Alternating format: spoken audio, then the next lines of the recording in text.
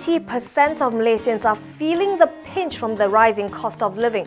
According to Second Finance Minister Johari Abdul Ghani, the B40s, that's the bottom 40% of household income group, and the M40s, the middle 40% household income group, are finding it hard to sustain their standard of living. He says this means there is a need to study closely the prices of essential goods and services as well as incomes. According to government statistics, Malaysians spend a third of their disposable income on food, almost a quarter on petrol, housing and utilities, and about 50% on transportation.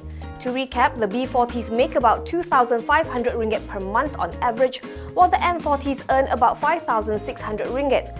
The T20s, or top 20% household income group, make on average about 14,000 ringgit a month. On a different note, the Second Finance Minister has shrugged off 1MDB's statement that its 2013 and 2014 audited financial statements should no longer be relied on.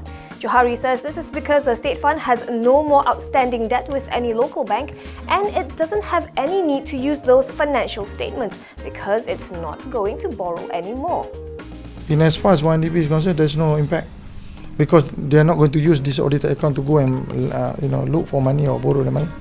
Last week, 1MDB said that no party should rely on its audited accounts for 2013 and 2014, pending the determination of allegations made by the US DOJ.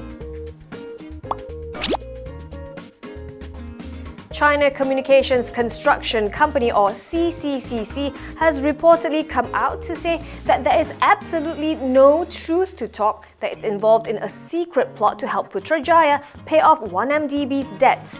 In case you haven't heard, Strawberry Report said last week that the government was planning to award the double-track East Coast Rail project to CCCC at a 60 billion ringgit price tag instead of 30 billion ringgit. The whistleblower website claimed that the company nominated by CCCC would then assume $5.6 billion of 1MDB's debt in return for assets held on the fund's books at the same amount. It also claims that a second company nominated by CCCC would pay $315 million for majority stakes in 1MDB-linked firms Putrajaya Perdana and Low Corporation. CCCC told The Australian it had no knowledge of these claims. It says it will continue to follow the accusations and vowed to take necessary steps to defend its lawful rights. Malaysia Marine and Heavy Engineering still stuck in red for a second consecutive quarter after being dragged down by its heavy engineering segment and shrinking profits from the marine segment. The company posted a net loss of some 2.6 million ringgit versus a net profit of 18 million in the previous corresponding quarter. Revenue was almost halved to 297 million ringgit. No dividend was declared for the quarter. Going forward, the company says the outlook for the heavy engineering segment remains sluggish, with a downturn in the upstream sector expected to persist at least for the next 12 months. But the marine repair and maintenance work will provide a slight reprieve. The group is now evaluating several initiatives to expand the marine business within the medium to long term to balance its portfolio mix. It will also continue to focus on managing costs and optimizing resources. Offshore support vessels fabricator Coastal Contracts is tapping into Indonesia's growing LNG supply chain through an acquisition of a 49% stake in Jakarta-based coal transporter PT Jaya Samudra Karunia Gas, or JSK Gas, for 26.4 million ringgit.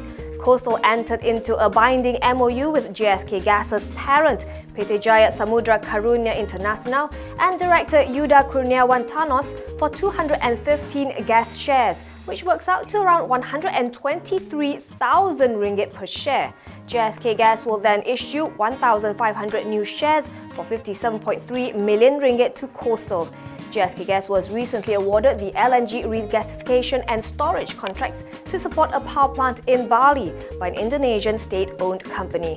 According to Coastal, the JV allows the company to establish its presence in the LNG supply process, move up the value chain, and diversify its earnings stream to help cushion its risk from upstream ONG.